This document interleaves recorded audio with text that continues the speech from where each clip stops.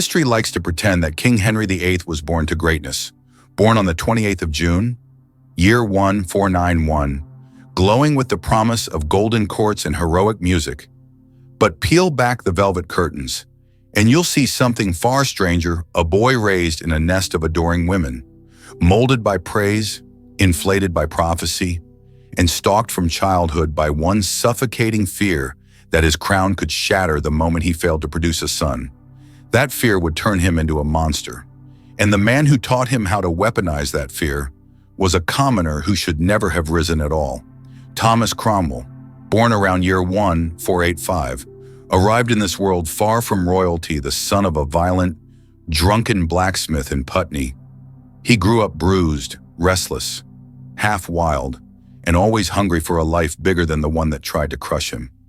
No one looking at that beaten, clever, sharp-eyed boy could have guessed he would one day march through the heart of the Tudor court and remake England with his bare hands. No one could have known that he would become the most feared mind in the kingdom, feared even by the king who used him. Their story, Henry's obsession and Cromwell's brilliance, is the story of a partnership that drenched England in blood. Henry's early life felt more like a fairy tale. He was handsome, athletic, charming, fluent in French, Spanish, Italian, Latin, and Greek. He could wrestle, debate, compose music, and pray with the fervor of a saint. He was everything a king was supposed to be, except the one thing a Tudor king absolutely had to be: the father of a legitimate son. His brother Arthur, the real heir, died in the year 1502, and suddenly Henry became the sole hope for a dynasty that had barely survived the Wars of the Roses. That's where his nightmare truly began. Catherine of Aragon, his first queen, was wise, loyal, and adored by the people. But fate was merciless. Their babies came into the world only to slip back into the shadows: miscarriages, stillbirths, children who lived mere hours. Only one survived: Princess Mary, born in the year 1516. But Mary was a girl, and in the 16th century, a girl could not secure a throne soaked in centuries of civil war. Henry began to panic. Desperation grew claws. Then Anne Boleyn appeared, bold, mesmerizing, defiantly beyond his reach. She refused his bed, refused his gifts, refused to play by the rules that governed every other woman in Europe. And that refusal ignited something lethal inside him. Henry wanted her so fiercely that he was willing to break the world to have her. But wanting was not enough. To marry Anne, he needed laws rewritten, sacred authority overturned, and the Pope himself humbled. That required a different kind of weapon. That required Thomas Cromwell. Cromwell understood people, their fear, their greed, their weaknesses, the way surgeons understand muscle and bone.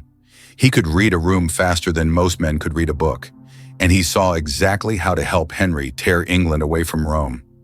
It was Cromwell who engineered the legal arguments, pressured the clergy, bent Parliament, and carved a path for Henry to crown himself supreme head of the Church of England. It was Cromwell who made the impossible possible. With him at the king's shoulder, Catherine was cast aside. Anne Boleyn was crowned queen in the year 1533, and Henry believed the long-awaited prince was finally coming. But on the 7th of September that same year, Anne delivered a daughter, Elizabeth, and the king's dream shattered again. Anne miscarried twice more. The court whispered. Henry simmered with disappointment. Factions circled like wolves.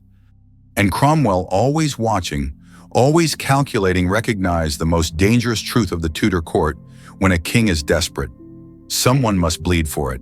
Anne Boleyn bled first. In the spring of year 1536, Cromwell pulled the threads that unraveled her world.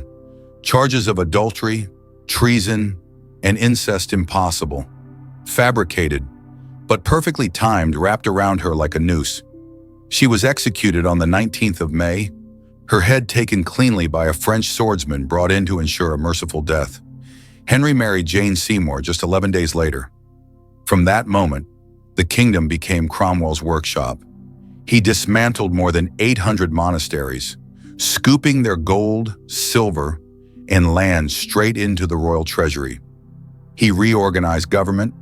He built councils, courts, tax systems, the skeleton of England as a modern state.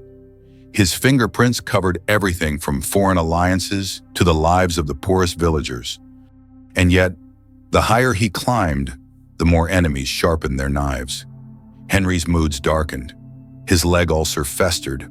His pain made him volatile, paranoid, and ready to blame anyone for his misery.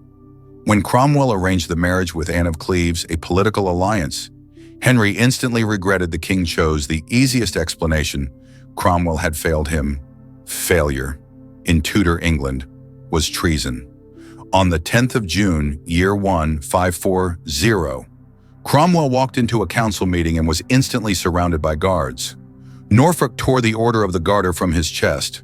Within moments, the most powerful man in England was dragged to the Tower.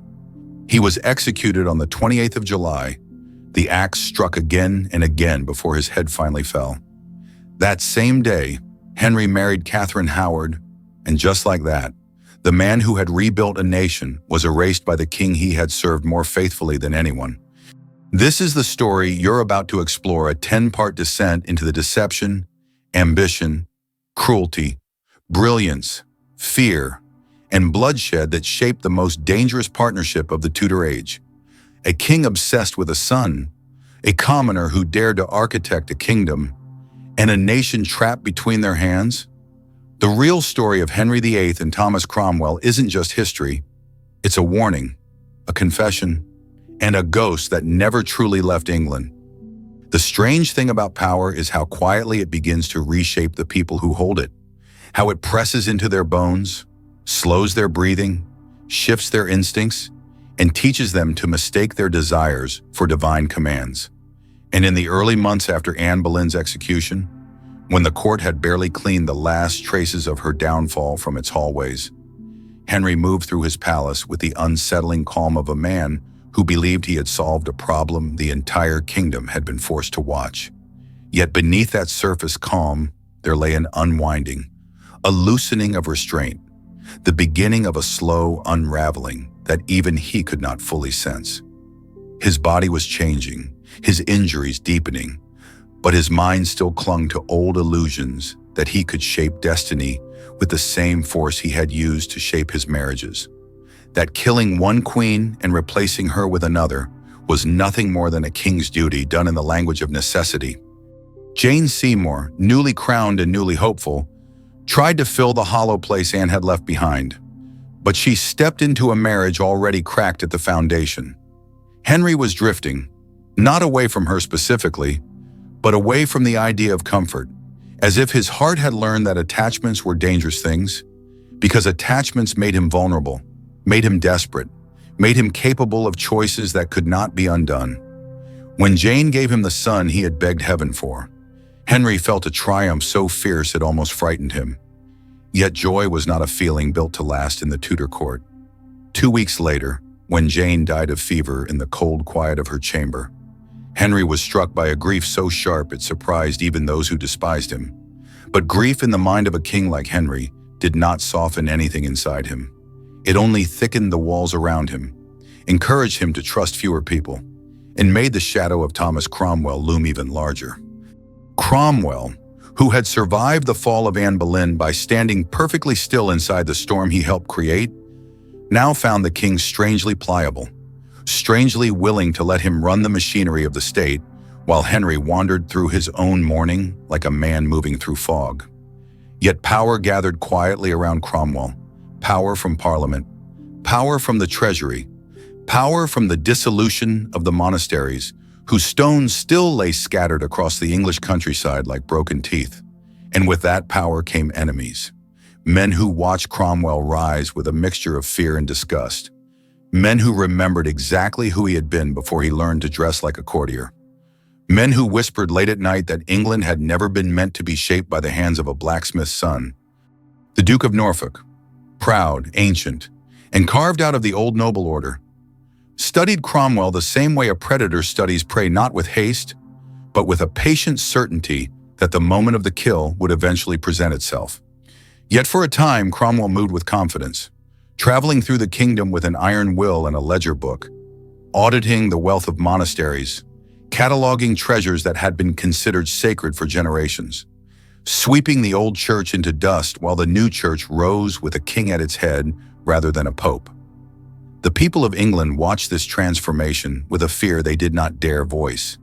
They had grown up with abbeys as anchors of charity, education, and memory, and to see them stripped, locked, and abandoned left entire communities feeling like orphans. Cromwell understood their discomfort but ignored it because he believed that England needed a rebirth, and that rebirth required pain. And pain was something he had come to know as a material of statecraft rather than an unfortunate side effect of it.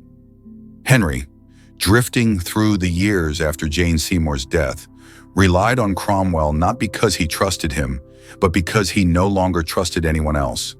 His leg ulcer, now a constant torment that refused to heal, robbed him of his once effortless elegance. He could no longer mount a horse without assistance, no longer dance, no longer pretend that he was the youth Europe once adored.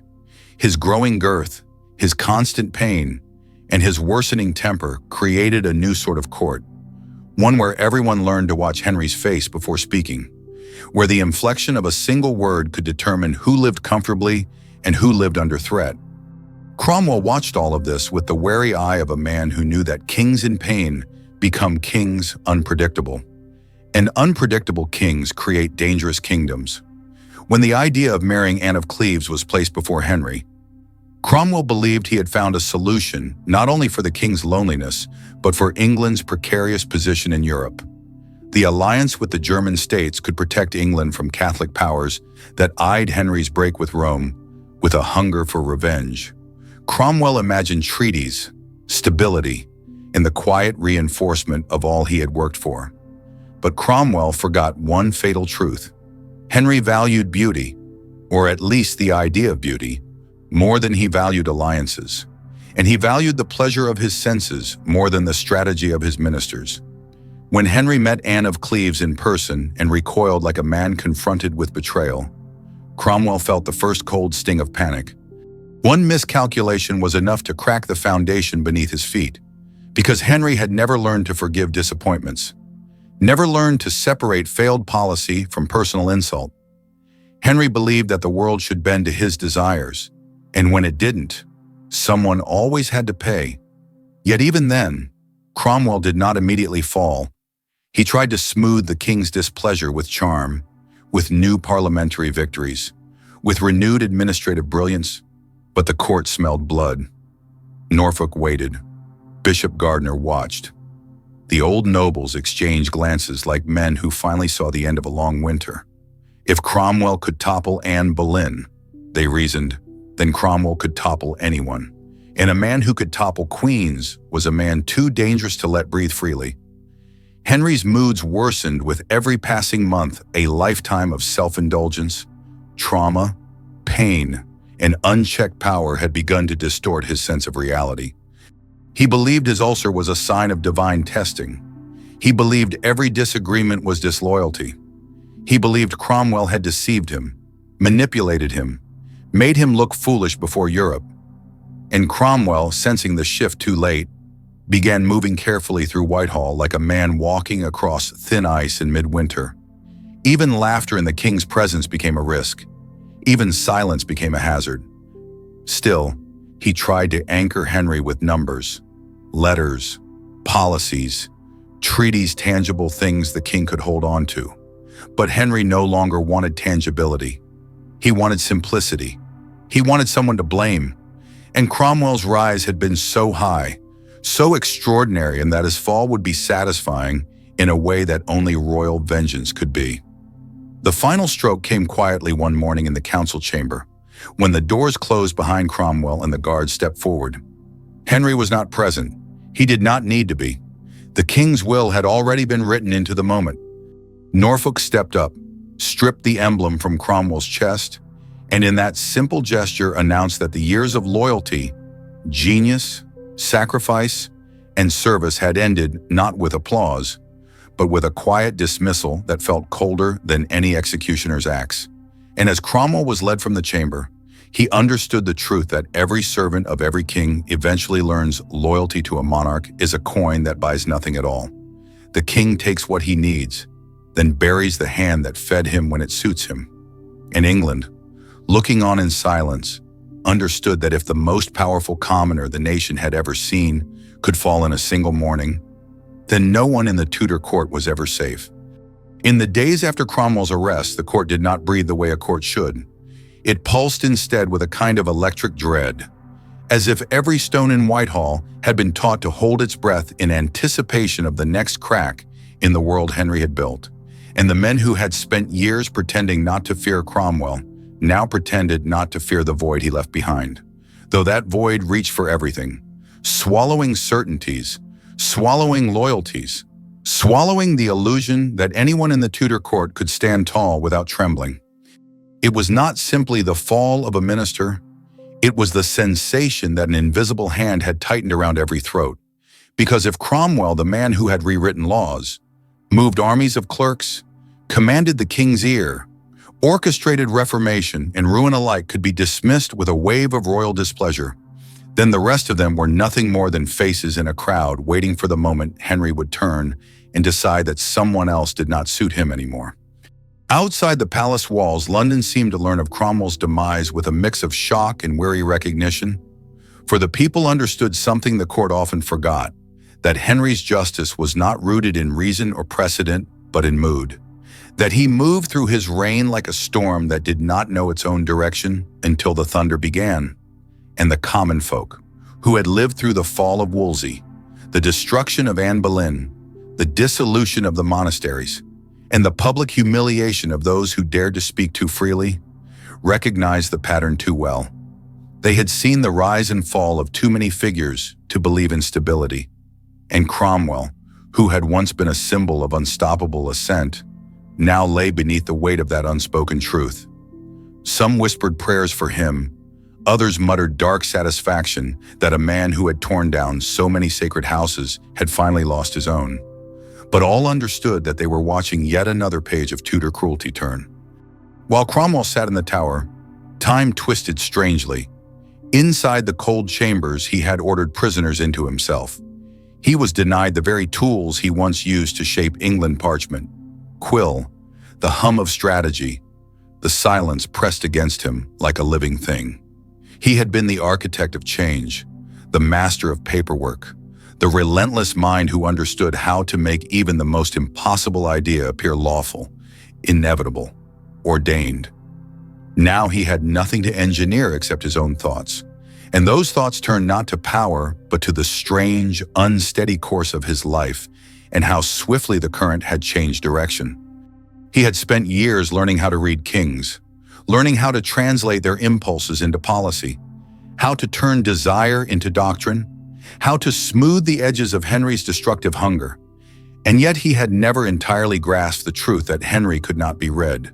For Henry did not think in lines or patterns or motives, but in flashes of instinct sharpened by pain and pride. Henry himself did not visit Cromwell. Not once, though the man had shaped a decade of his life. Instead, the king drifted through his days with a strange mixture of triumph and irritation, telling himself he had finally freed England from a manipulator. Even as part of him understood, in the quietest, most protected corner of his mind, that he had lost the one man who could keep the machinery of the kingdom from collapsing under its own contradictions. Yet the king refused to think too long about the consequences of his choices, for thinking reminded him of griefs he wished to forget: Anne Boleyn's eyes on the scaffold, Jane Seymour's pale hands in death, the years of frustration and disappointment that had worn grooves into his soul. So instead, Henry focused on the next distraction, the next adornment to soothe his body and his ego. And Catherine Howard became that distraction, that warm flash of youth, that symbol of a life Henry feared he was losing to time. The court welcomed Catherine with a mixture of forced enthusiasm and quiet dread, for they recognized the pattern Henry always loved most intensely, what he would eventually destroy. Catherine, barely more than a girl, stepped into her role with a kind of terrified joy, believing she could offer the king tenderness, amusement, affection, and the illusion that he was still a man desired rather than feared. She did not know, perhaps could never have known, that she was stepping into the path of a man whose heart had become a battlefield on which his wives inevitably lost. She brought music and laughter into the palace again, luring Henry out of his tempers, coaxing smiles from him that the court had not seen since his early youth. But the shadow of Cromwell's imprisonment lay beneath those smiles, and the shadow grew longer each day. Meanwhile, Cromwell, sensing the velocity of his fall, tried to gather the pieces of himself that Henry had not already shattered. He wrote a letter from the Tower in a voice that did not sound like the voice of the man who once commanded governments. It carried a tenderness he rarely allowed the world to see, a humility sharpened by fear, a plea wrapped in the quiet resignation of someone who understood that his entire legacy had been compressed into a single question. Would the king remember his years of service, or only the marriage he had failed to arrange to perfection? But Henry did not reply, and silence settled like dust on Cromwell's hope. The council, led by Norfolk and the conservative faction, moved quickly to solidify Cromwell's guilt, because the court needed closure and the nobles needed vengeance. They framed his downfall with accusations of treason, heresy, and ambitions that had never crossed his mind. But the truth scarcely mattered. In Tudor England, guilt was merely a costume sewn around a man before the crowd gathered to watch him fall. And Cromwell, who had once sewn those costumes for others, now felt their weight on his own shoulders. It was an irony too sharp to ignore. Though in the quiet of his cell, he did not dwell on retribution or bitterness. Instead, his mind drifted back through the landscapes of his life, the streets of Florence, where he once traded cloth, the years spent in Wolsey's service, the long nights drafting laws that would outlive him, the moments when he had stood so close to the center of power that he could feel its heat like a sun on his face. When the day of judgment finally arrived, Henry signed the warrant with a steadiness that surprised even himself, as if the act of condemning the man who had once been indispensable allowed him to restore his own sense of authority. But underneath that steadiness lay something else, something deeper, something the king would never admit aloud, a flicker of loss. Henry had never liked the void that followed the removal of a loyal servant, but he trusted the illusion that he could fill any empty space with a new favorite, a new minister, a new distraction. He did not understand that Cromwell's absence was a crack running through the entire structure of his reign, a crack no one else could repair. In the Tower, Cromwell dressed for his execution with the same careful precision he once brought to political strategy. As he stepped into the light of the courtyard, he saw faces he recognized: guards, clerks, officials, men who had once looked at him with awe, and now looked at him with a mixture of pity and relief. Perhaps he understood then that this was the true shape of power, not glory but transience, not loyalty but convenience, not immortality but a brief flare of influence that vanished the moment the king's favor shifted. Cromwell knelt without trembling, though the crowd whispered about the executioner's inexperience, and as the axe fell again and again, with the clumsy brutality of a kingdom consuming its own architect, England exhaled a breath it had been holding for too long. But the story did not end when Cromwell's body was carried away. His death did not close a chapter so much as tear one open, for without his guiding hand, the kingdom would lurch into a new phase of uncertainty. Henry believed he had rid himself of a threat, but what he had truly done was remove the only man capable of navigating the labyrinth of choices ahead. And in the weeks that followed, as the king turned his attention fully to Catherine Howard, and the nobles celebrated their triumph, and Europe watched with a mixture of fascination and disgust, the quiet truth began to settle like ash over England.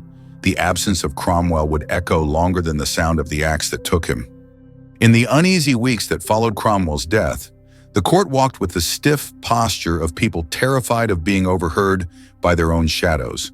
And although celebrations were staged to honor the rise of Catherine Howard, the youngest and most perilously naive of Henry's queens, there lingered beneath every smile a tremor of disbelief that the man who once dominated England's machinery could vanish from the world so completely. not even leaving behind an echo strong enough to shield those who had followed him. Cromwell's enemies had won, so they told themselves. Yet victory inside the Tudor court was never clean. It carried a sour aftertaste, a recognition that they had not toppled a tyrant, but removed the only buffer between the king's swelling fears and the kingdom's precarious stability.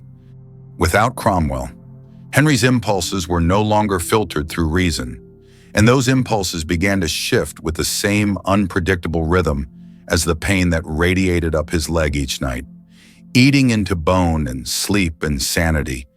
Catherine Howard, newly elevated, floated through this atmosphere like a candle flame flickering against a draft she could not see, delighted by her sudden power, yet utterly unprepared for the weight of the crown she now wore. She brought with her a youthful softness, a perfume of innocence, a laugh that momentarily softened the rigid lines of Henry's face. But beneath that gentle surface, there lay a dangerous ignorance, for she had never learned the art of surviving a monarch who had forgotten how to be satisfied. Catherine did not understand that her charm was not a shield but a spotlight, and that the king's need for her was less like affection and more like a tightening grip around something delicate and easily crushed. She moved through the palace with the bravado of a girl who believed she had been chosen because she was special. Yet the court, seasoned by carnage, watched her with the quiet certainty that Catherine's role would end not with a whisper, but with the familiar thud of a blade connecting with a block. Henry, for his part, clung to Catherine with the desperation of a man trying to reclaim the version of himself that had once danced at feasts, galloped across fields, and believed that love was something effortless rather than another battleground. He forced himself to smile more, forced his court to embrace the optimism he no longer truly felt, and forced his mind to treat Catherine's youth as a balm for the rot spreading through his body. Yet even in his happiest moments, his eyes betrayed him, clouding with the knowledge that he was no longer the man any young bride deserved, and this knowledge hardened into a resentment so subtle he did not recognize it as the seat of violence.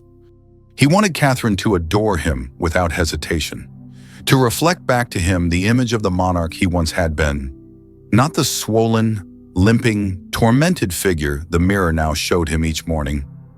While Catherine basked in her fragile ascendancy, the kingdom itself began to shift uneasily beneath her. Without Cromwell's ruthless organization, the government drifted into uncertainty. Laws piled upon laws with no guiding principle to bind them, and the nobles, newly empowered, began tugging at the fabric of the state with renewed ambition. Even the clergy, who had once flinched under Cromwell's scrutiny, sensed opportunity in the vacuum, and questions about the direction of the English church began to resurface, whispered in dark corners, carried between priests like smuggled goods. The dissolution of the monasteries had left wounds across the country that had not yet healed, and the people, deprived of the old religious anchors and resentful of the flood of wealth that seemed to vanish into noble pockets rather than royal coffers, started to grumble again, quietly at first, but with a simmering intensity that hinted at future unrest. Henry, increasingly aware of the cracks forming around him, struggled to maintain his grip on authority, snarling at advisors who brought him ill news, demanding loyalty in tones that sounded more like pleas than commands, and relying more heavily on rituals that once comforted him, but now only reminded him of all he had destroyed. The weight of his decisions pressed upon him like a physical burden, and in the lonely hours of the night he would recall faces he had forgotten to forget, Catherine of Aragon's steadfast gaze as she insisted she was his lawful wife, Anne Boleyn's trembling dignity on the scaffold, Jane Seymour's fading breath, Cromwell's steady presence as he patched the cracks with policy and brilliance.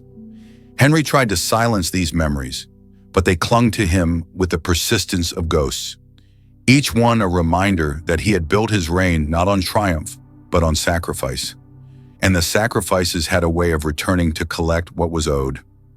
Catherine, unaware of the storms gathering around her, continued to drift through the palace like a creature enchanted by its own reflection, and the king, desperate to please her, lavished her with jewels, feasts, gowns, and proclamations of devotion that would have embarrassed a younger version of himself. Yet the more Henry adored her, the more the court watched her with suspicion, for they had seen where such adoration led, and they studied every gesture, every whisper, every glance she shared with the men who served her, searching for signs of impropriety, not because they cared about her virtue, but because they understood that the king's love was a blade that always turned from embrace to execution. It was around this time that rumors began to creep into the palace, like a chill beneath the doorway. At first, they were little more than recollections from Catherine's past, murmurs from those who had known her before she wore silk and rubies, memories of flirtations, secrets, laughter that bloomed too easily. But as the rumors gathered weight, they started to intertwine with the present, suggesting that youthful indiscretions had not been truly left behind.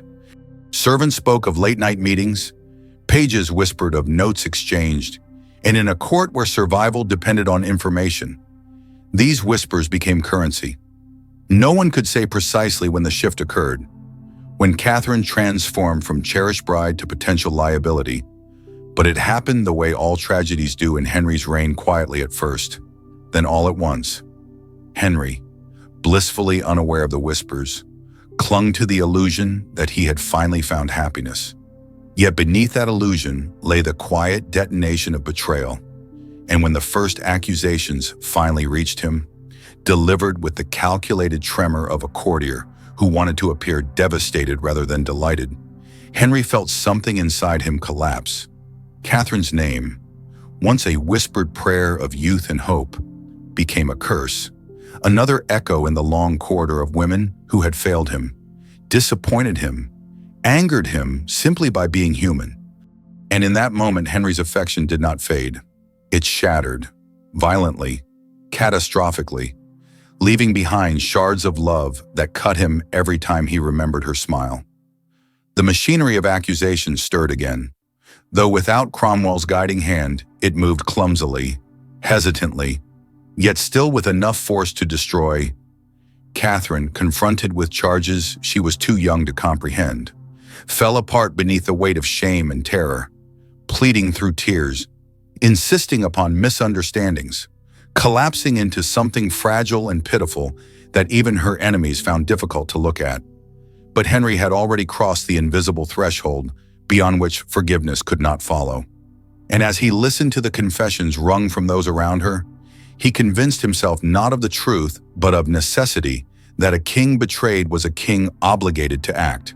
That betrayal was treason, that treason demanded punishment, and that punishment, in his reign, was always the same. And so the court prepared itself for another execution, another spectacle of dread, another reminder that love, in Henry's hands, was merely the first chapter of a story that always ended in blood.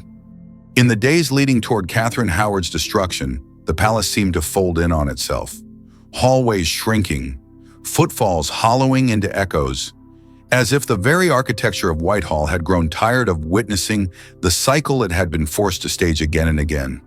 The rise of a young woman into a role she could not possibly survive, and the inevitable moment when Henry's affection curdled into the cold weight of judgment. The courtiers moved carefully, their voices quieter than usual, their laughter clipped, because they could feel the king's mood shifting from bewildered sorrow into the familiar tension that always preceded a royal reckoning, and the tension spread like frost along every corridor. Once Catherine had been greeted with warmth wherever she walked, now faces stiffened as she approached, eyes slid downward, and the air around her thickened with the knowledge that she was no longer a symbol of renewal, but the center of a storm that would claim her as its victim. Catherine herself drifted through these final moments in a haze of disbelief, her youth folding around her like a shroud, her memories blurring into a series of questions she no longer knew how to answer. She still believed, even in her terror, that Henry might forgive her if only she could reach him, if she could take his hand and remind him of the evenings when he had laughed freely beside her, the nights when he had traced her cheek with a tenderness unexpected from a man as broken as he was powerful. She clung to those memories with the desperation of someone drowning, unaware that Henry had already severed the emotional ties she hoped to revive.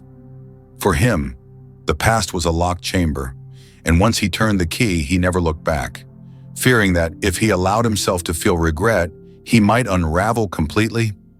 Henry, oscillating between rage and hurt, walked the palace with a stiffness that made even his guards hesitate before approaching him. His leg throbbed with every step, seeping pain into his temper until each new report about Catherine felt like a deliberate assault on his authority, an insult to the kingly image he needed the world to see. He told himself that he had given her everything, that youth had been restored to him through her, that joy had returned, however briefly, and that she had thrown it away with carelessness bordering on treason. The court, ever ready to shape royal fury into legal justification, provided him with the scaffolding he required: testimonies gathered from frightened servants, confessions coaxed from trembling boys, tales threaded together until they resembled truth. In the tower, Catherine waited, the cold stone brushing her skin like an accusation she could not escape, her mind slipping between prayer and panic, between childhood memories and the chilling reality that she would soon stand where Anne Boleyn had once stood, on the platform where Henry's discarded queens came to finish the final chapter he had written for them. She tried to understand how her life had turned so swiftly from celebration to condemnation, and yet every attempt at clarity dissolved into a blur of fear. She was not made for this world of sharpened politics, where rumors carried the weight of law, where history rewrote itself overnight, where a king's sorrow transformed into execution warrants with the ease of tearing parchment. She had been raised among whispers and silk, not treaties and power struggles, and the court had devoured her innocence long before Henry's wrath descended. Meanwhile, England, outside the palace walls, listened to the news of Catherine's downfall with a complex mixture of fatigue and resignation. They had watched queens fall before, had seen the spectacle of royal justice enough times to recognize its rhythm. Yet Catherine's youth, her brightness, her brief promise of harmony stirred something almost like pity in the hearts of those who had learned to temper their emotions with caution. Farmers spoke of her with reluctant sadness. Merchants shook their heads as if the kingdom's misfortunes had become a kind of dark routine.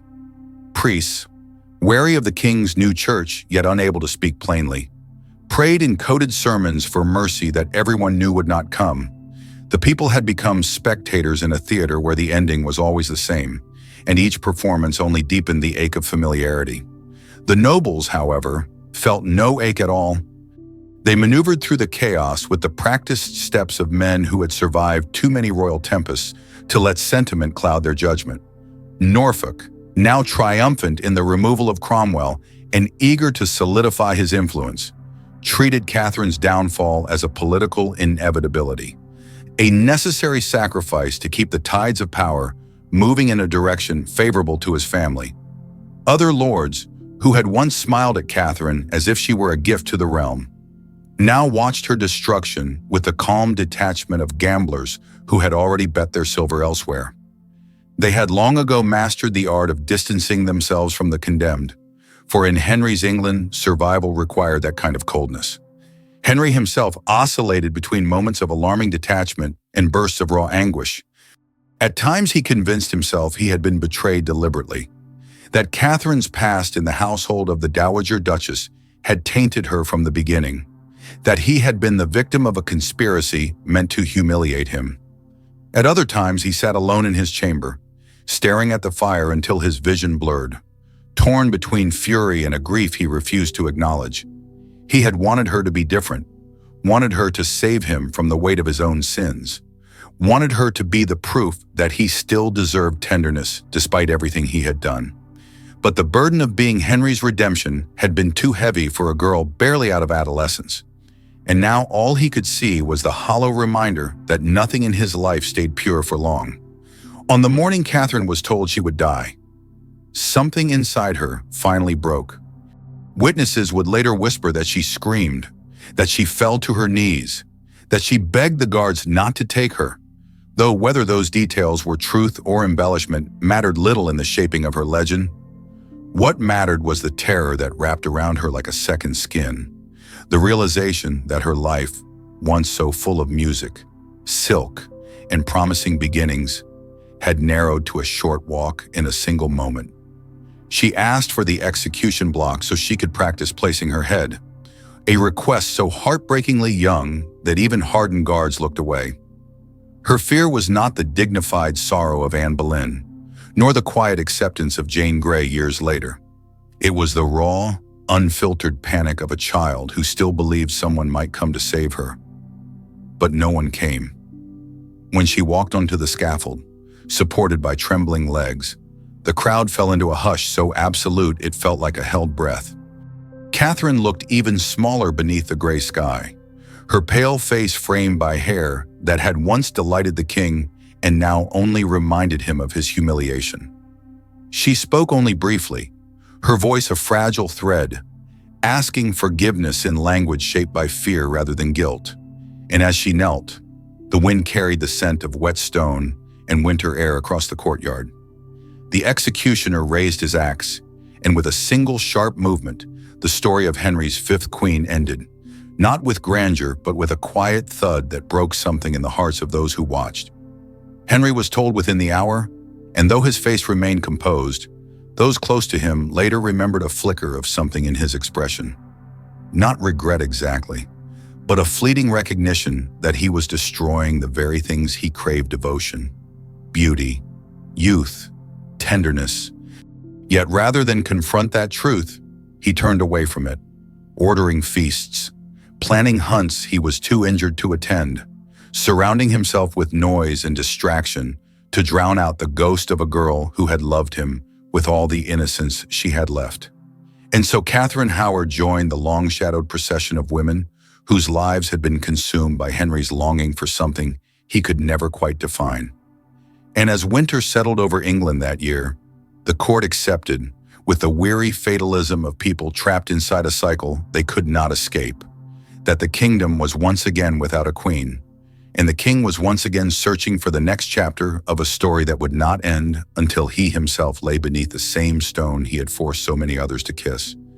In the aftermath of Catherine Howard's execution, the palace felt heavier than it had after any of Henry's previous tragedies, as though the walls themselves had grown weary of witnessing the same story play out across their chambers.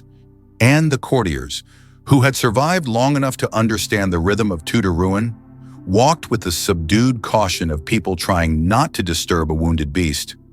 Henry moved through this silent world like a ship dragging its anchor across a seabed, unable to lift himself from the weight he carried, his footsteps echoing against the floors as though even the stones resented bearing him.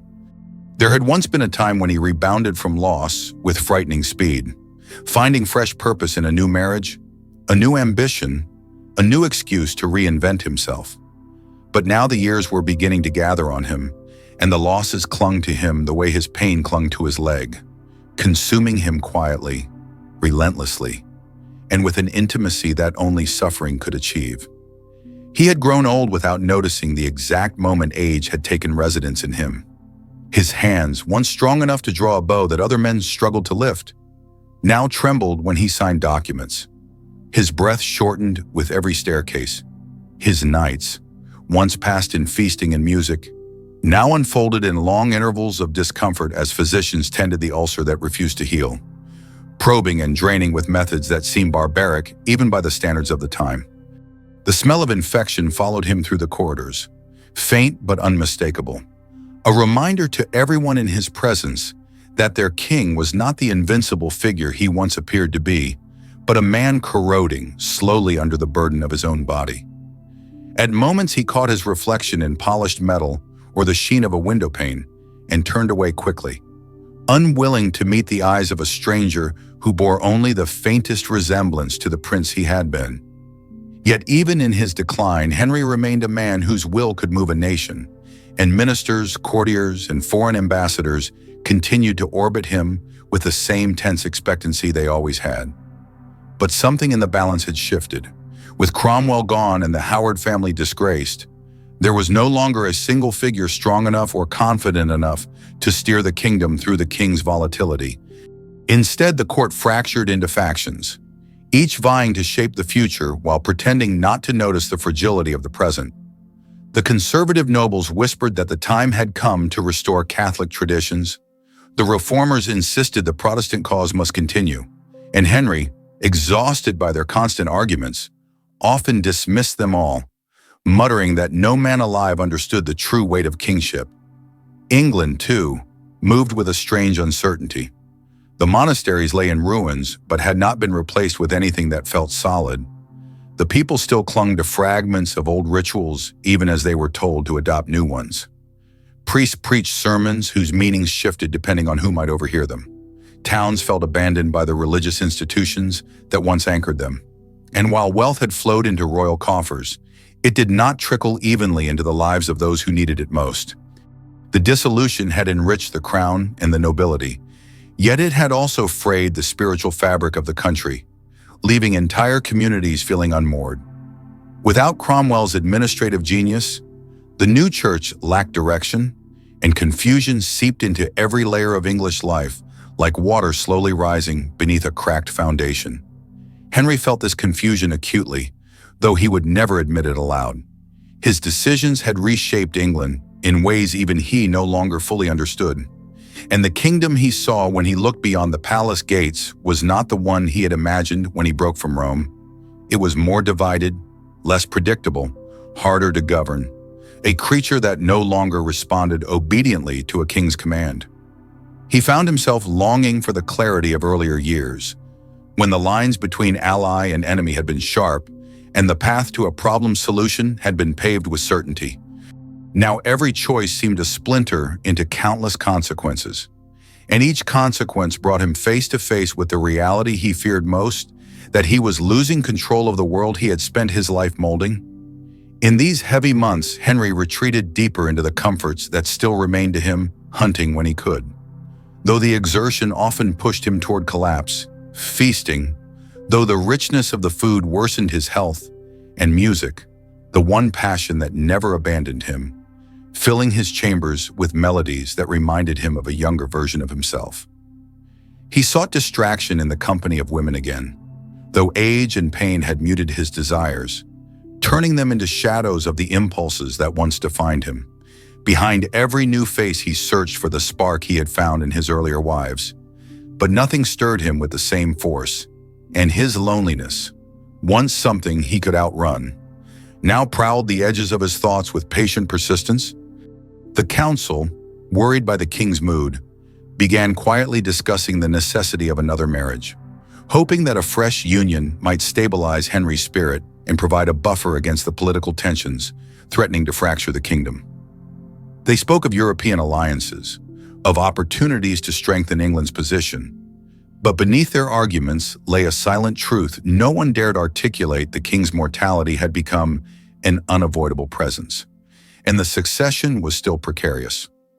Prince Edward, delicate and often ill, was their only legitimate son, and the notion of England without a secure heir sent a tremor of fear through every experienced statesman in the realm. A new queen, they reasoned, might yet provide another child, though the court physicians privately doubted Henry's body had the strength for such endeavors. As discussions of marriage unfolded, Henry found himself caught between resistance and resignation. He no longer possessed the romantic fervor that had once led him to defy an entire continent for Anne Boleyn, nor the sentimental attachment that had bound him to Jane Seymour or Catherine Howard. What he felt now was something closer to duty, an obligation born not from longing, but from the pragmatic recognition that kingship demanded continuity. He knew he could not face the rest of his reign alone, yet the thought of placing another woman into the orbit of his volatile life filled him with something like dread. He had come to associate marriage with loss, with betrayal, with disappointment and grief, and the prospect of beginning again felt less like an opportunity and more like another chapter in a story that always ended the same way. Still, the realm needed stability, and Henry, for all his flaws, understood responsibility when it stared him directly in the face. Slowly, reluctantly, he allowed his advisors to explore potential matches, though he made it clear he would not be deceived again with portraits or exaggerated descriptions. His heart had grown wary, his trust brittle. He insisted that any woman who hoped to become queen must first withstand the scrutiny of a king who had learned to read disappointment like scripture. As the search began, something else stirred beneath the surface of the court, a subtle shift in alliances, a recalibration of power, with Henry no longer anchored by a queen and no longer guided by Cromwell.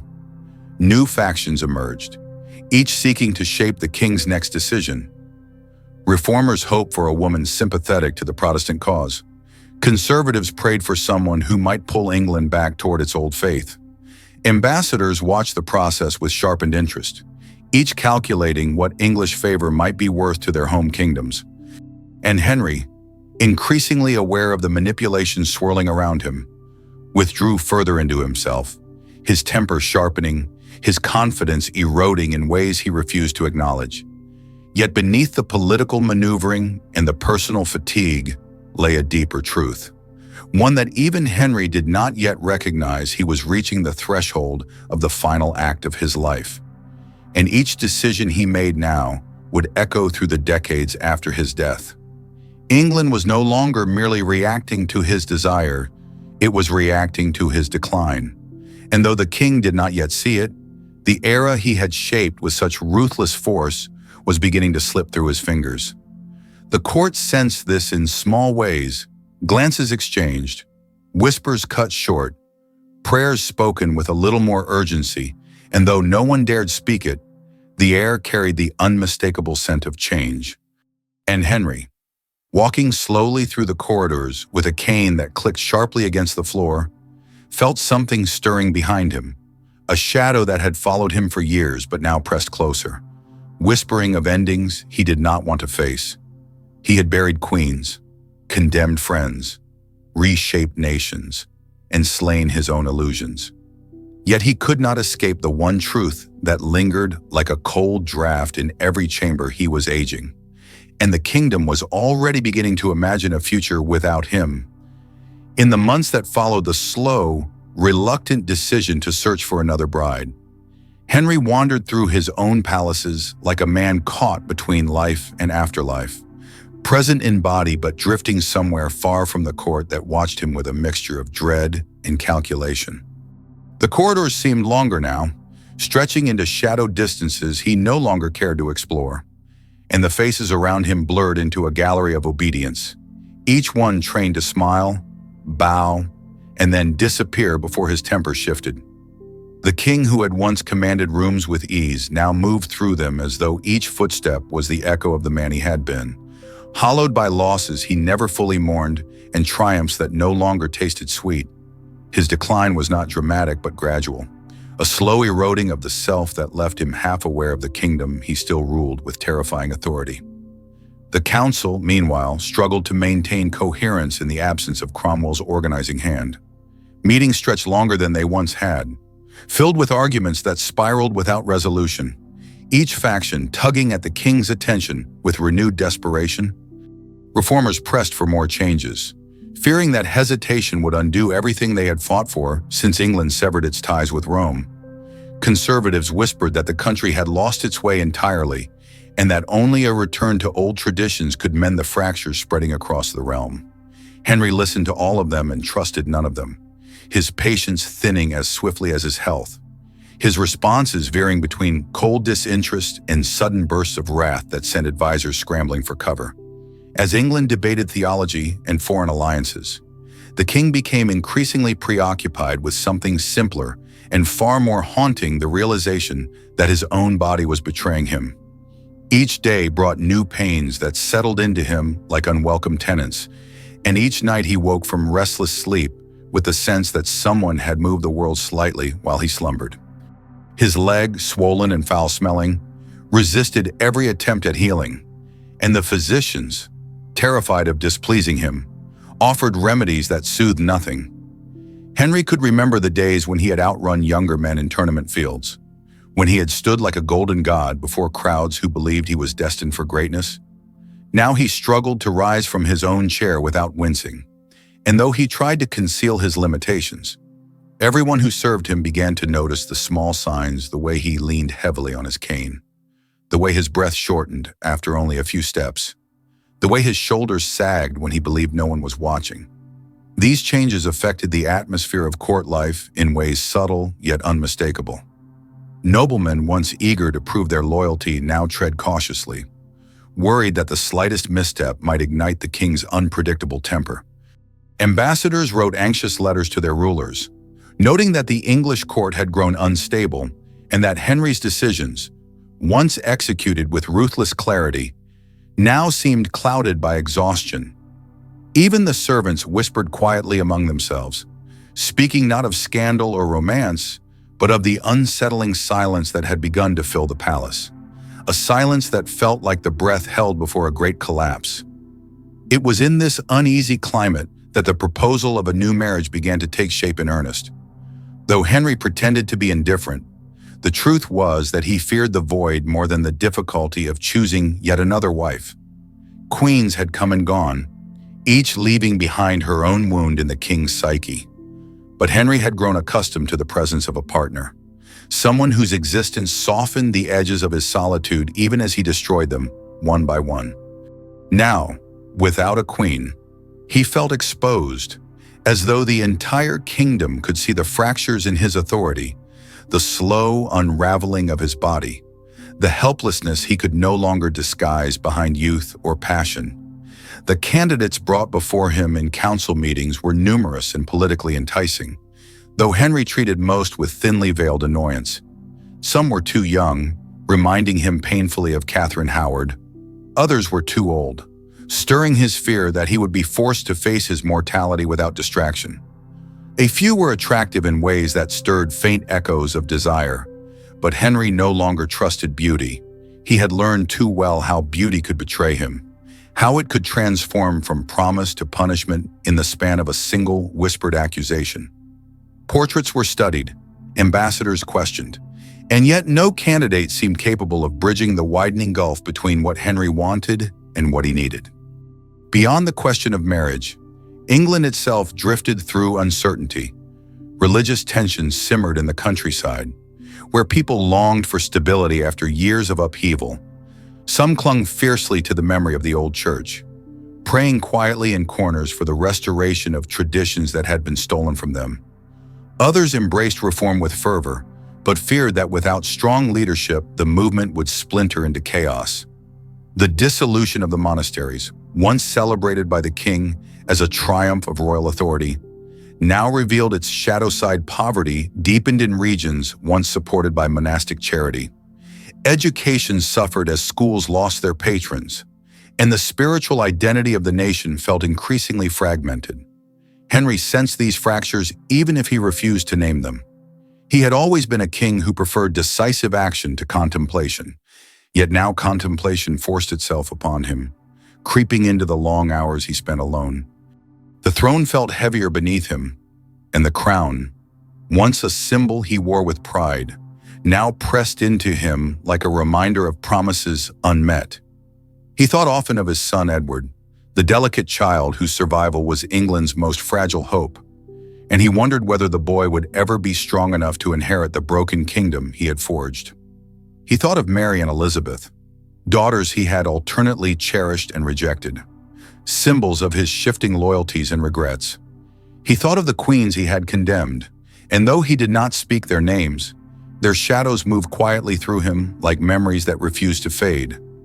As autumn deepened and the air grew sharp with the scent of approaching winter, Henry found himself leaning more heavily on his council, not because he trusted them, but because he felt something slipping inside him, a loosening of the certainty that had once fueled his every command.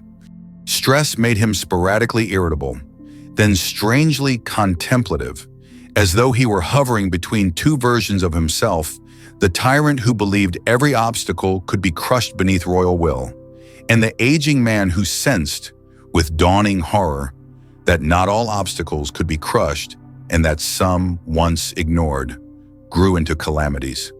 It was during this strange period of paralysis that the idea of a new queen finally crystallized into something more than discussion. Whispers began to circulate about Catherine Parr, a woman of quiet intelligence and gentle calm, a widow who possessed both maturity and a temperament capable of easing the king's worsening moods. Unlike Henry's previous wives, Catherine did not dazzle with beauty or lure with youthful charm. She soothed, she steadied.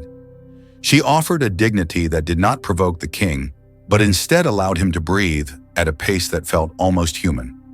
The council recognized this immediately, sensing that Catherine Parr might be the key to stabilizing both the king and the realm. Reformers admired her evangelical leanings, seeing in her the possibility of further religious transformation. Conservatives noted her diplomatic grace and believed she might temper the king's harsher impulses. Henry, when he met her, felt something he had not felt in years, the quiet relief of being near someone who did not demand from him more than he could give. She did not try to rekindle the flames of youth, nor did she pretend the king was a man untouched by suffering.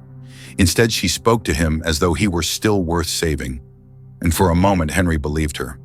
Yet beneath this flicker of hope lay the darker truth that had followed Henry through every union. Queens in his life were not merely women. They were reflections of his own shifting identity, and each reflection had shattered in his hands. He feared repeating the pattern but feared loneliness more. And so, slowly, inevitably, he began to consider marriage once again. And England waited, breath held, shoulders tensed, hearts hardened, knowing that any woman who stepped into the orbit of Henry's fading grandeur was stepping into a world where affection and destruction walked hand in hand, and where the crown did not rest on a bride's head, but descended like a weight that could crush entire futures. As Henry's attention settled upon Catherine Parr with the slow inevitability of a tide rolling toward shore, the court felt the shift long before the king himself understood its meaning, and whispers began to thread through the corridors like thin streams of smoke rising from an unseen fire. Catherine Parr was unlike any woman Henry had chosen before. Not a naive girl cloaked in charm, nor a dazzling court beauty capable of bending the king's emotions at will, nor a foreign princess whose portrait promised more than reality delivered. She carried a quiet intelligence sharpened by loss, a steadiness that came not from innocence, but from navigating a world that had taken two husbands from her and taught her that life at court was something to observe carefully before daring to embrace.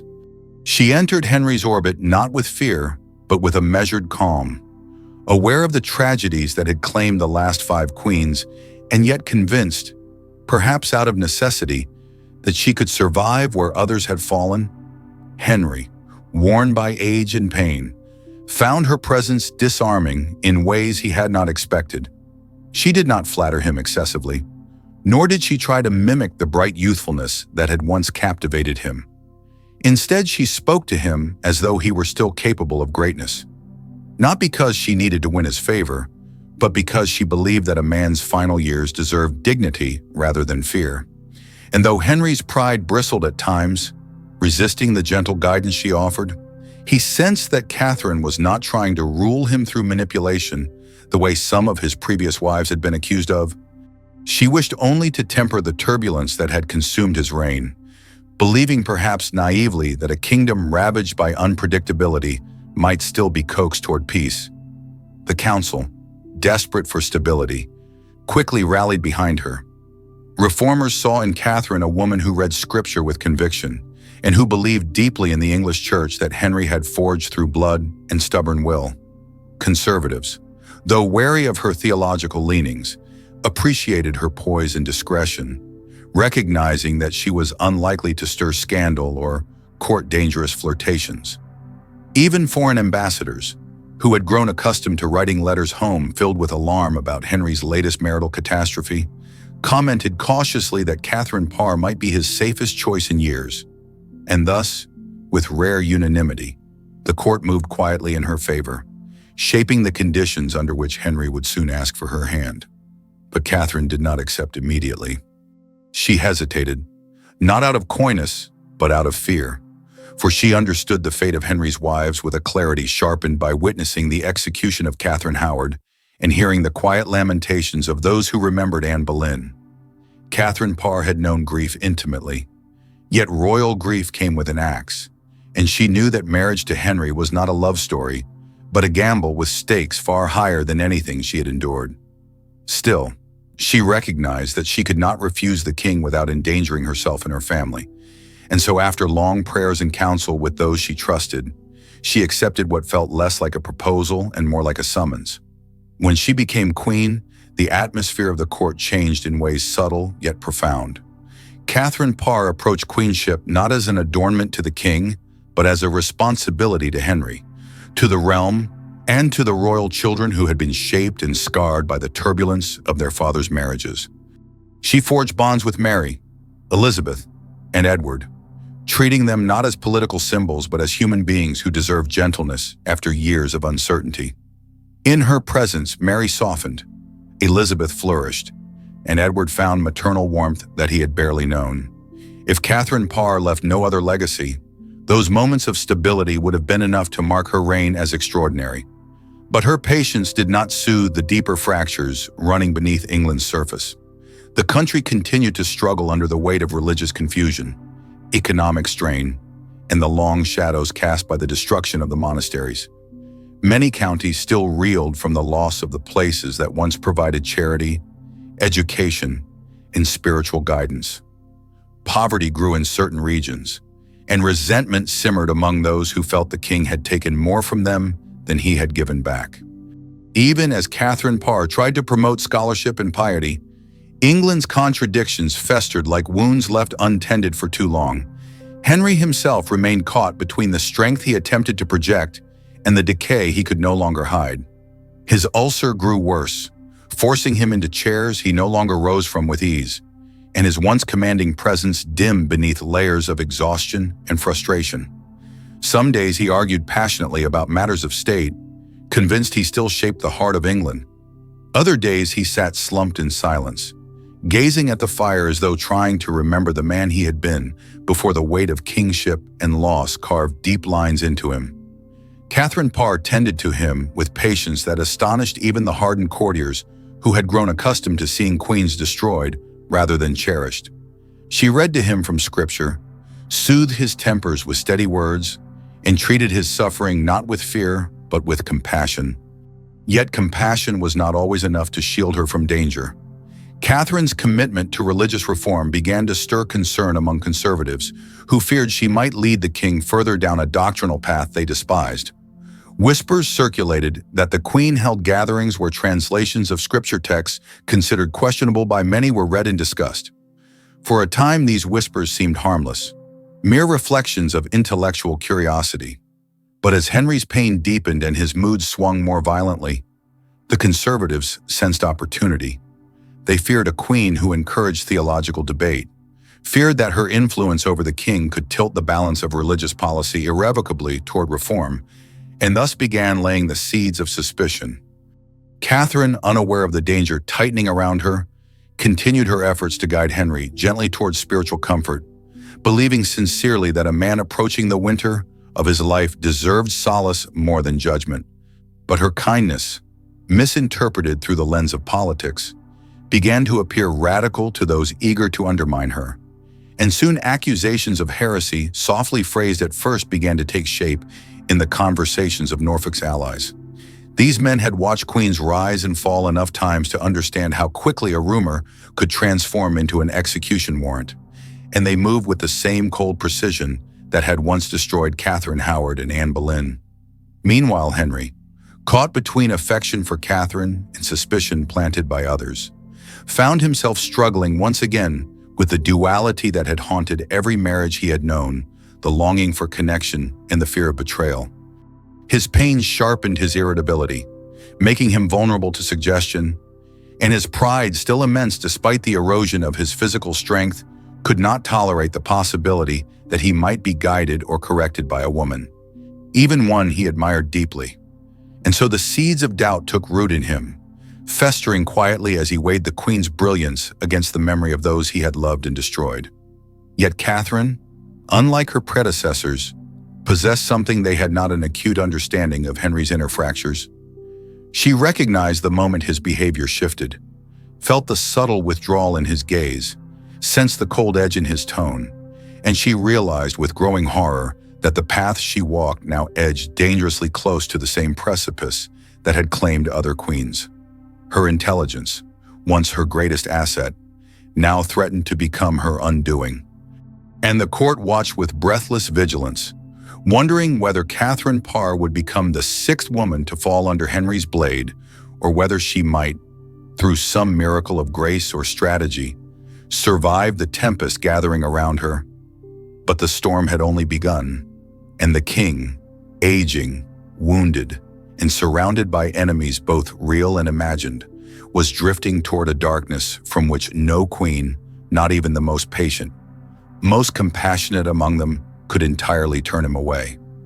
As the tension around Catherine Parr thickened, the court sensed that they were approaching another dangerous turning in the king's long and turbulent reign. For Henry's moods had begun to harden into something sharper than suspicion and more volatile than fear. The kind of emotional weather shift that courtiers recognized instantly and responded to with the swift instinct of creatures accustomed to surviving storms. The corridors whispered again, reviving the chilling rhythm that had preceded the downfall of queens past. A rhythm of lowered voices, sudden silences, and the unmistakable feeling that the palace itself was listening to every footstep, weighing every breath, waiting to see who would be the next to fall beneath the unpredictable gravity of a wounded monarch. Catherine, who had entered kingship with the grace of a steady hand and the cautious wisdom of a woman who had already lived through grief, now found herself walking the razor edge between Henry's affection and Henry's paranoia. And the closer she drew to the truth of his unraveling, the more she sensed that her life depended on learning how to interpret every flicker of his expression.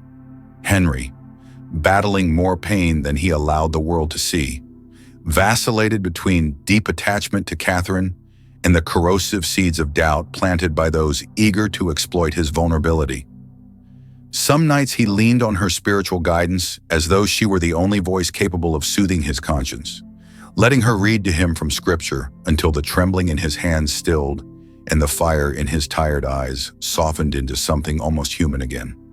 Yet on other nights he withdrew into an impenetrable silence, glaring at her with the wary calculation of a man measuring the distance between trust and betrayal, recalling past wives who had disappointed him, imagining conspiracies where none existed, until the memory of love contorted into the suspicion of deceit.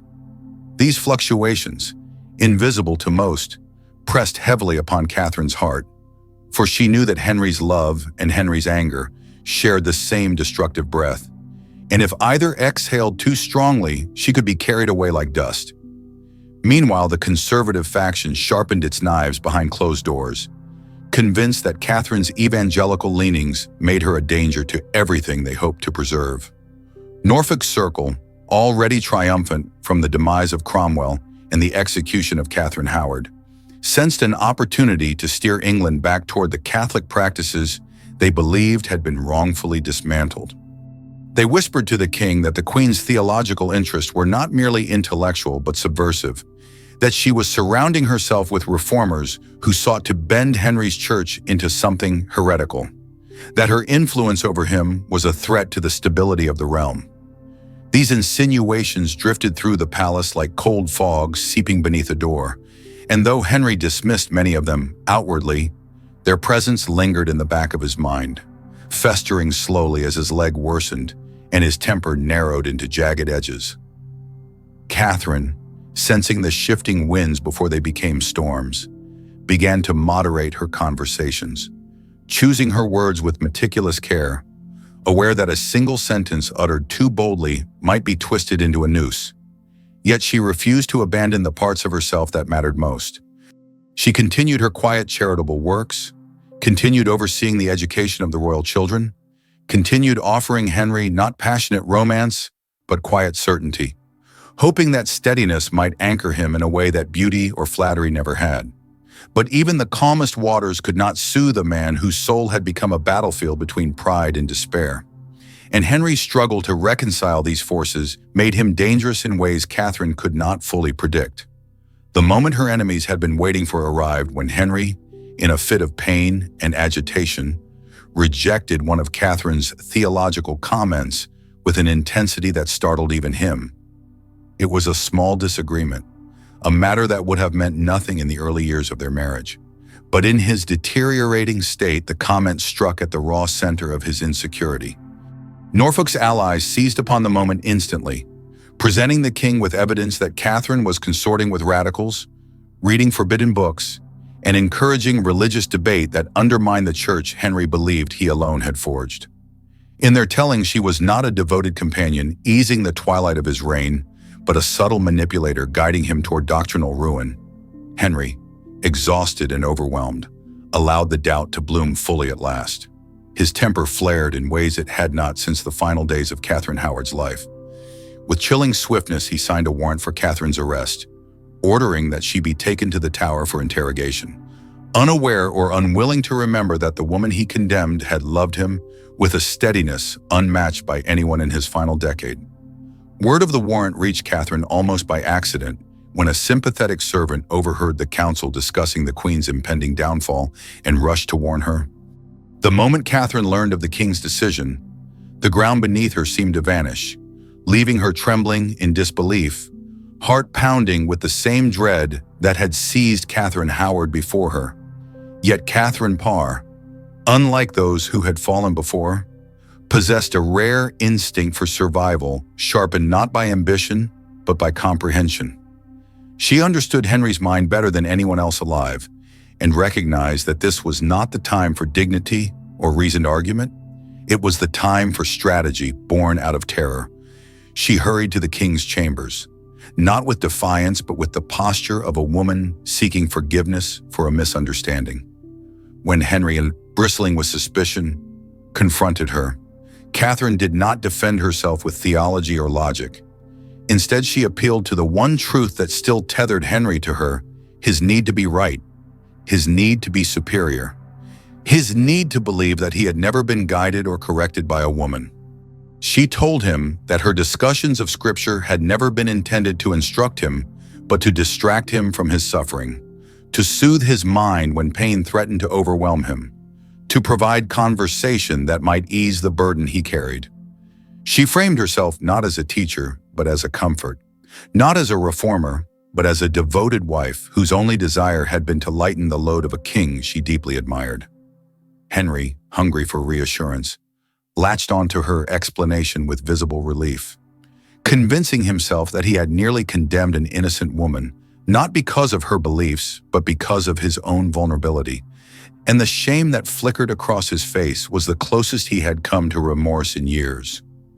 By the following morning, Henry reversed the order for her arrest, and when the guards approached Catherine with intent to seize her, the king erupted in fury, berating them for daring to touch her, insisting he had never intended harm. Catherine fell to her knees in gratitude, though deep within her she knew that she had narrowly escaped the fate that had claimed two queens before her.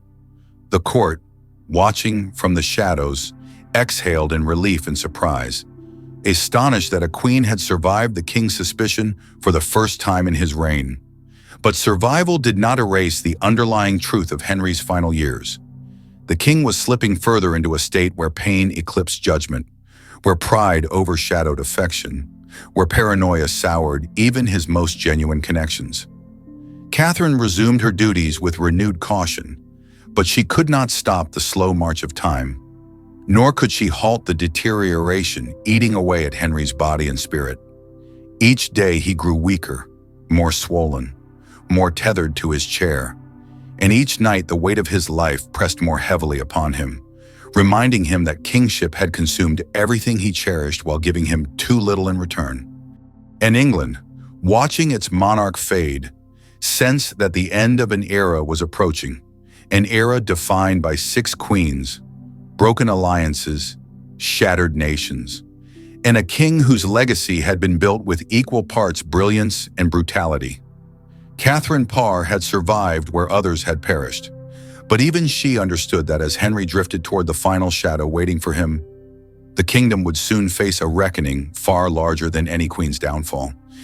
As winter deepened around Whitehall and the frost tightened its grip on the river like a hand closing around an old wound, the court sensed that the final chapter of Henry's reign had begun, not with spectacle or thunder, but with a slow dimming of the light that once radiated from a king who had reshaped England with the impatience and ferocity of a storm barely contained.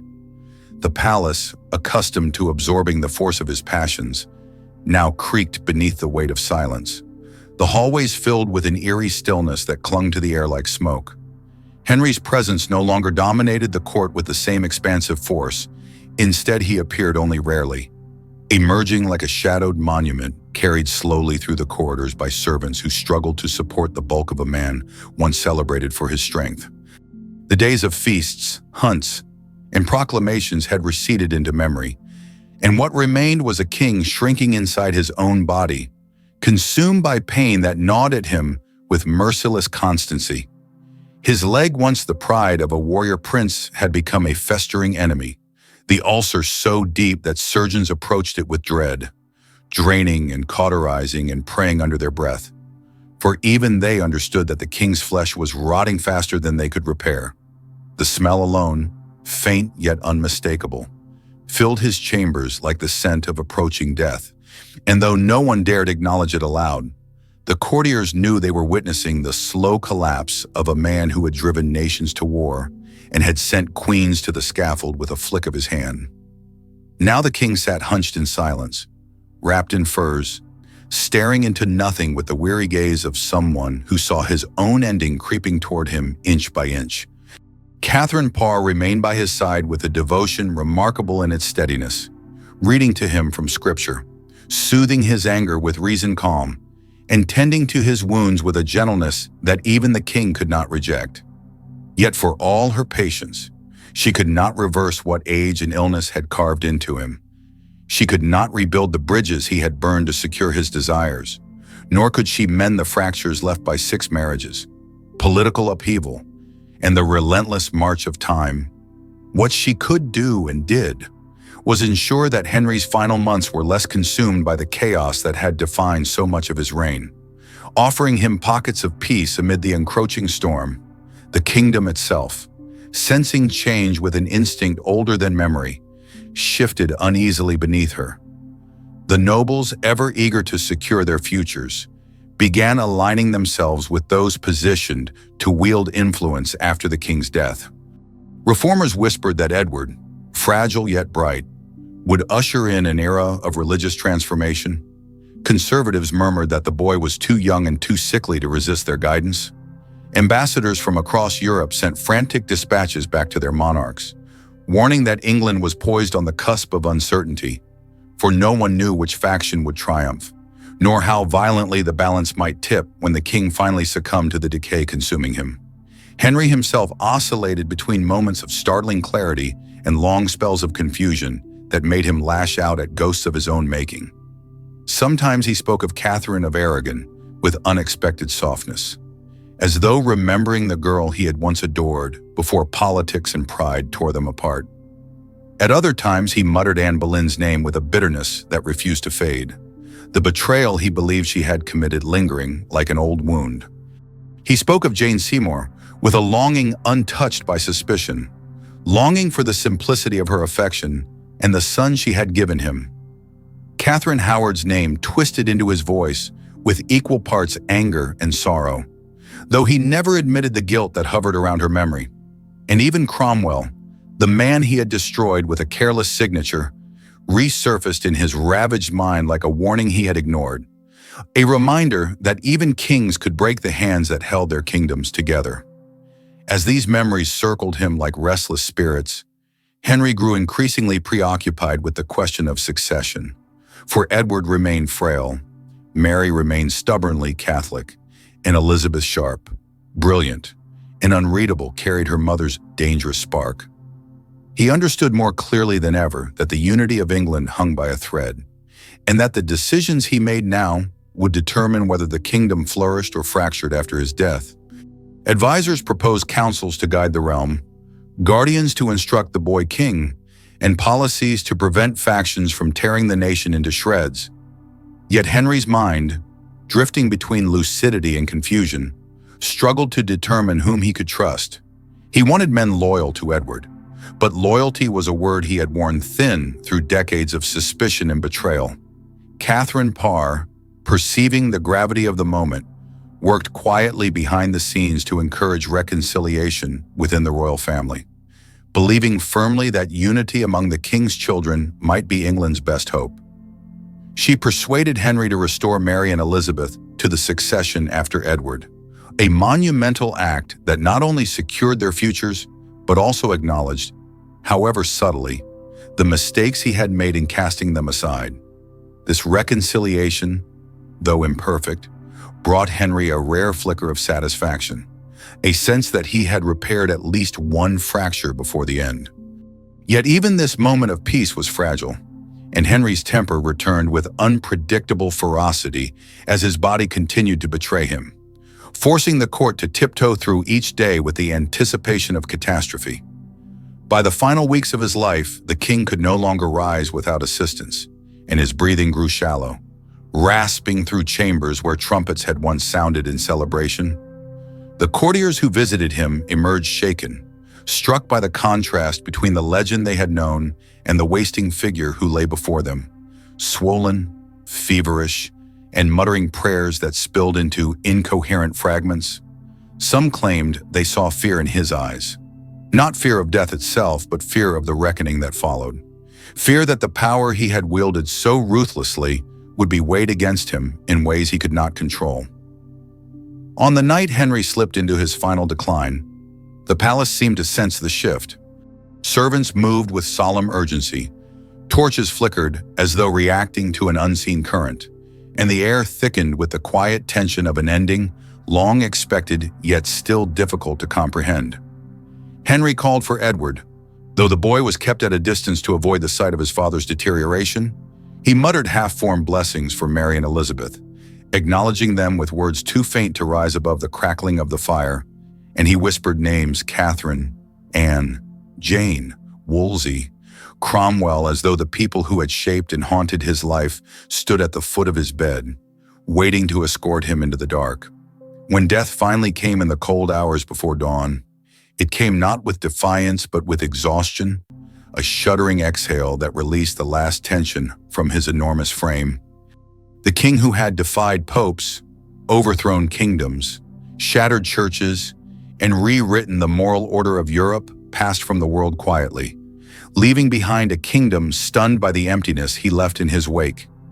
The announcement spread through the court with a solemnity that bordered on disbelief. Despite everything, his brutality, his vanity, his tyranny, Henry had been the force that shaped England for nearly 4 decades, and now, with his final breath, he became a relic, a memory, a cautionary tale. Flags lowered across London, bells tolled, courtiers donned black garments and tried to mask the fear beneath their mourning, for they understood that the true uncertainty lay not in the death of a king, but in the dawn of what followed. And as the sun rose over a kingdom holding its breath, Catherine Parr stepped into a world suddenly emptied of the man she had fought so hard to guide. A world where Edward would be king in name, but a pawn in practice. A world trembling on the edge of a future shaped by the shadows of Henry's choices. And England, weary from decades of upheaval, braced itself for the next era, aware that the ghost of its late king would linger in every law he had broken, every church he had remade, every life he had undone, and every crown that would follow. Henry was gone, but the kingdom he forged from blood, will, and ruin was only beginning to face the consequences of his reign.